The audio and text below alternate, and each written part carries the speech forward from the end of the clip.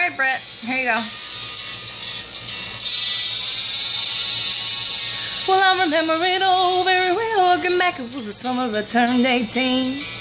We lived in a one-room run-down shack on the outskirts of New Orleans. We didn't have money for food or rent, to say the least. We were hard-pressed. Then Mama spent every last penny we had to buy me a dancing dress. Well, Mama washed and combed and curled my hair, and she painted my eyes and lips. Then I stepped into a satin dancing dress that had a split in the side clean up to my hip. It was red velvet trimming and it fit me good. Standing back from the looking glass, there stood a woman where a half-grown kid had stood. She said, "Here's your one chance, fancy, don't let me down. Here's your one chance, fancy, don't let me down." Mama dabbed a little bit of perfume on my neck, then she kissed my cheek. And then I saw the tears welling up in her troubled eyes as she started to speak. She looked down a pitiful shack, and then she looked at me and took a ragged breath. She said, "Your pa's round off. I'm real sick and the baby's gonna starve to death." She handed me a heart-shaped locket that said, "To thine own self be true."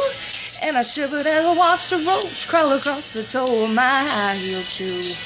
It sounded like somebody else who was talking, asking, "Mama, what do I do?" She said, "Just be nice to the gentleman, fancy, and they'll be nice to you." She said, "Here's your one chance, fancy, don't let me down.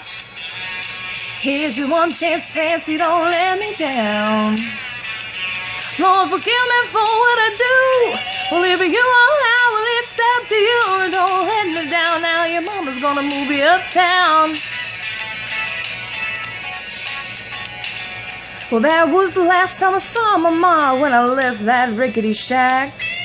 The welfare people came and took the baby, Mama died, and I ain't been back. But the wheels of fate had started to turn, and for me there was no way out. Wasn't very long till I knew exactly what my mom had been talking about.